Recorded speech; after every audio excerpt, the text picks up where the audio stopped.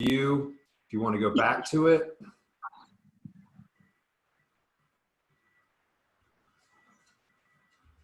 All right. Good to go? Good to go. All right, cool. Hope you guys are doing awesome. Again, this is going to be a really good one, super important. So today we're talking about calories. So calories are king. What's a calorie and how's it going to affect your results? So calorie is a unit of measurement, a unit of energy. Calories are used to measure the energy content of foods and beverages. To lose weight, to burn fat, you need to eat fewer calories than your body burns in a day. And sometimes we're like, why aren't we losing weight? It's not salt, not sugar, not fat, not carbs, not meats, not Splenda. If you're not losing weight, it's because you're eating too many calories.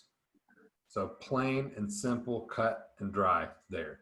Calories are ultimately king in weight loss and weight gain. In order to gain weight, we have to take in more calories than are leaving your body each day. And on the other side, to lose weight, you have to, more calories have to be leaving your body than entering it.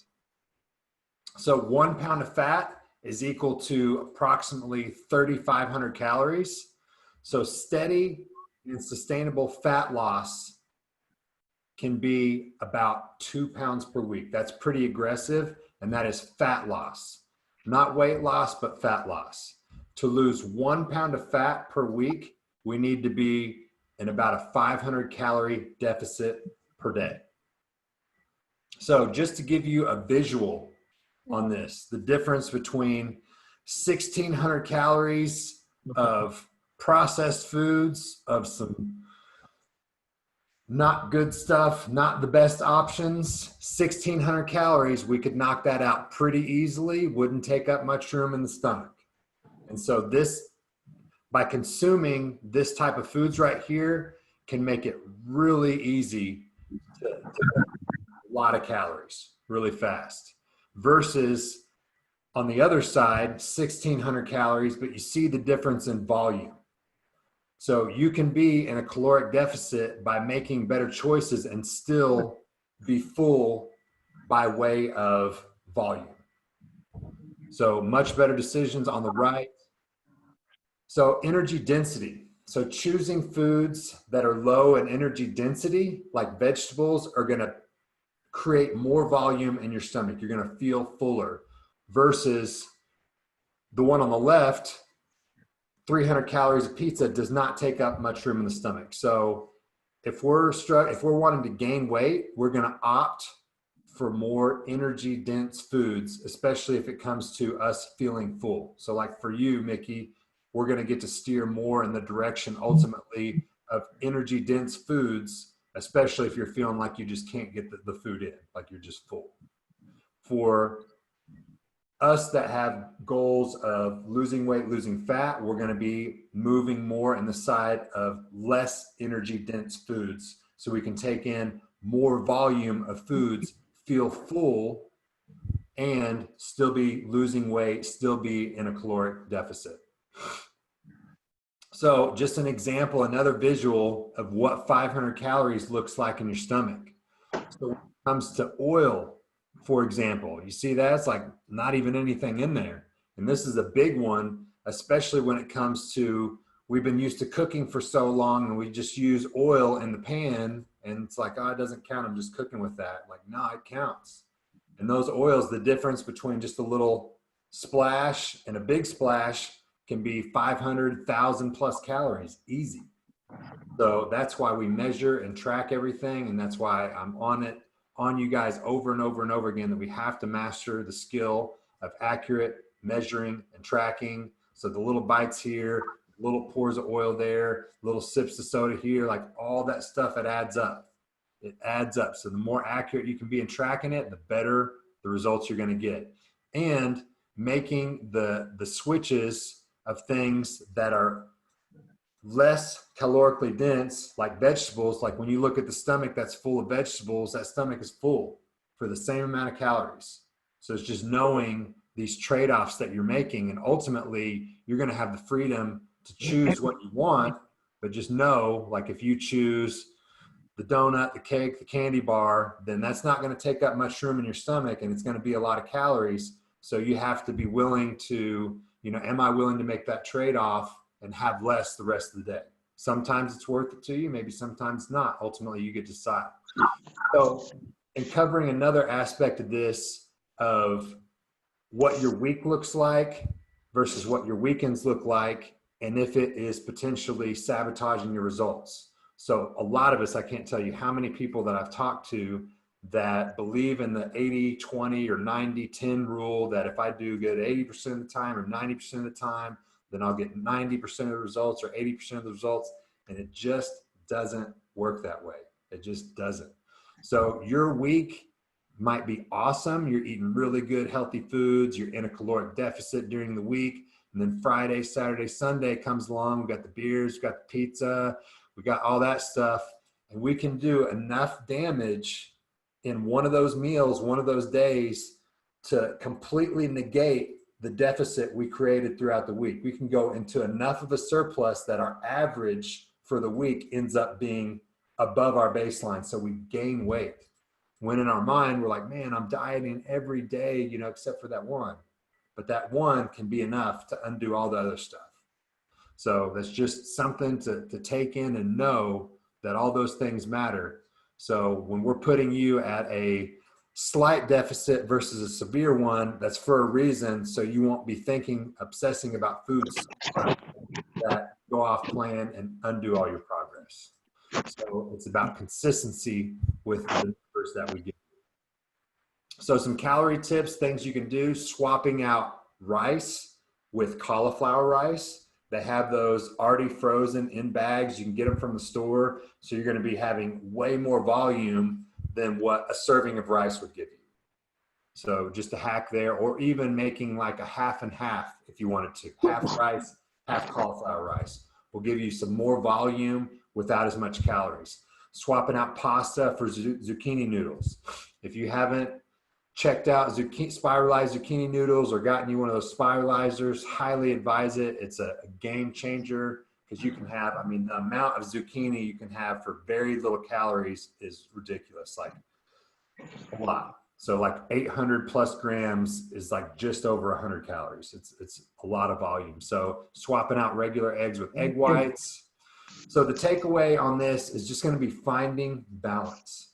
So having foods, having meals that you enjoy, that you look forward to, that are going to make you feel full and satiated while still being in a calorie deficit toward your goal. So feeling full, feeling satisfied, so that these things can be sustainable. So you don't go off plan, because we could do a cabbage and water diet and everybody will weight, but is that sustainable? No, of course not. So I want to equip you guys with the recipes, the skills, the tools, know how to ultimately measure, manage all these things, so you have this skill set for life, so you can go on and freaking crush your goals. So I'll go ahead and open it up now. Q&A with you guys. Any questions that you have, let's freaking crush them.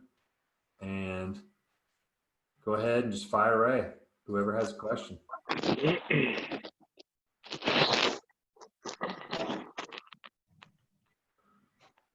All right, we'll start it off with Mickey. What you got, man? You got anything? So, like, I just ate right now, and I feel really, really full, like I went to a buffet. Okay. That's okay, right? Yeah. I ate the meal. Absolutely. I may have went up, like, it was like 236 gram chicken. I went to 300. You know what I mean? I did, like. Yeah. So the cool thing about knowing your numbers is, let's say, you're at 2,500 calories, and we know in a 24-hour period, we're going to take in 2,500 calories. So you can decide to split that up into 5 meals, 3 meals, 2 meals, or even 1 meal if you wanted to. So that's where this can be flexible and really work with your psychology and your schedule, especially with you being, the busy professional that you are. And you're busy, and sometimes, it doesn't make sense, and it's just not possible for us to eat 5 balanced meals throughout the day. So in your case, sometimes we have to work, 5, 6, 7, 8 hours straight on a project without a break. And in those cases, you get to make up the difference in other meals. So that could mean ultimately that with your numbers being good, we're getting enough protein, things like that, that you can take in some more calorie dense type foods to be able to meet your numbers at the end of the day. Does that make sense? Yeah. So how many calories, when you say you need to take out less calorie, you need to burn more calories than you take in to lose weight, like how do you legitimately figure that number out? So that's why we start with a baseline. We start with a baseline because everybody is different. And for me to just say, okay, you know, you're this old and this weight, and this is about your activity level, this is your baseline. Like I would just be guessing to do that. So to figure that out, usually what we do is just monitor the first couple weeks to see what you're actually taking in and what's happening with your weight. And so I would get an average of whatever that number was and what was happening with your weight to figure out, okay, that's approximately your baseline. And then from there, we would go into a deficit or a surplus based off of your goals. So for you, what we see initially is what's been maintaining you and then sticking right around there because we want to initially with you, cut you first, get you leaned up, and then start packing it on. I got it. Does that make sense? Yep. Awesome. Anything else? Diana, you got anything? I've been before starting this, I know it calories king, but I've been tracking my macros as well. Mm-hmm. I just randomly did them online and Yeah, that's great. that's So- the only thing I'm also doing because I don't want to just eat pure fat or pure carbs. So I'm just really Sure. trying to track that as well.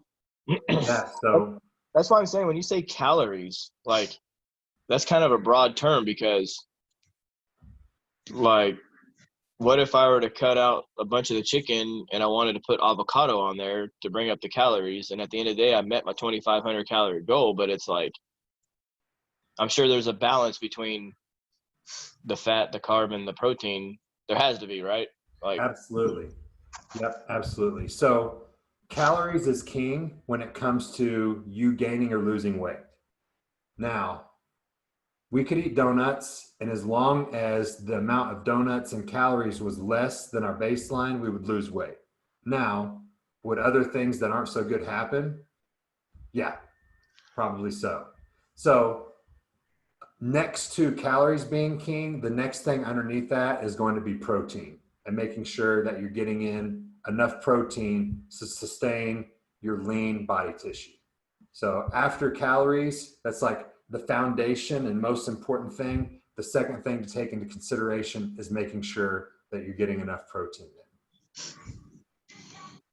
Yeah, Okay. so you're on the right track, and we build into that and ultimately have specific macros for you based off of what you do and what you lean more towards. And that's how this will be customized to you ultimately. So you're on the right track. You're actually ahead of the game, Diana. So the fact that you're doing that already is good. Does that answer your question? Yeah. Awesome. You feel good? Feel supported? Oh yeah, I've been having so much more energy at the gym. That's great. Love That's hearing it. nice. Yeah, you guys are both doing really, really well. It's awesome. Today's workout was done, by the way. It's undoable. You can't finish it. You cannot finish that. I said to one dude in there, I said, this is a Rob workout only. Like that was like a failure right there. I usually crush everything, and that one just like put me flat on my ass. It got me too. I'm not even gonna lie. Oh yeah. I was not able to fully complete. I almost finished the first round, and then it was downhill from there. Yeah, for sure. That was a kick in the butt. Definitely. All right. Hey, Rob, I may be ahead of some of the others, but y'all have given me my macros Yes. and what I've learned in the last few weeks is that pretty much tonight I plan my meals tomorrow. Mm-hmm. So I get into my Fitness Pal and I just play with stuff, up and down. So I don't get to tomorrow, eat lunch, and then go, uh-oh, So that's kind of my trick that I use is I try and plan the next day. Do I have the right food? Do I need to go to the store? And then I can tweak those macros up and down. Yep. Yep. You are definitely, you're advanced in this, and that's ultimately where it leads. And so that's the cool thing, is that within this structure of what you guys are learning here, ultimately you can plug in paleo, keto, whatever you want to do, because it all still boils down to the numbers and taking the guesswork out of it. So that way we can test and see what works for you. We can make changes, we can test again, and we can continue to refine the process based off of that. So when I was going through this for a long time, I did just macros specifically, and I was just obsessed with hitting my numbers exactly. And through another growth phase for me, like now I have a protein target and a calorie target. And those are the two things that I hit, and that allows me some freedom and variability. But there was a time that I didn't want that it freaked me out to have it. I needed to have specific numbers. So the longer you go through this and the more tools that you give yourself, because I want to take you guys and teach you the tools and skills and knowledge of understanding how you can do intermittent fasting / time restricted eating. So you have all these different tools in your tool belt to help you be successful in the long term with this. And knowing why and how everything works, knowing your numbers and knowing them so well that you know why you're getting the result, and we're taking the emotion and the guesswork out of it so you can keep these results for good. Is that helpful? That answered your question, Susan? Or I don't know that you had a question as much as you had a comment. Just a comment. Okay. Awesome, Susan. You feel good? Yes. Awesome. Perfect. All right, Michael Keener, you got any questions, man? Go ahead. Yeah. No, I don't think so at the moment. Just kind of trying to make sure I get my food. I had right before I got in the video chat, I just finished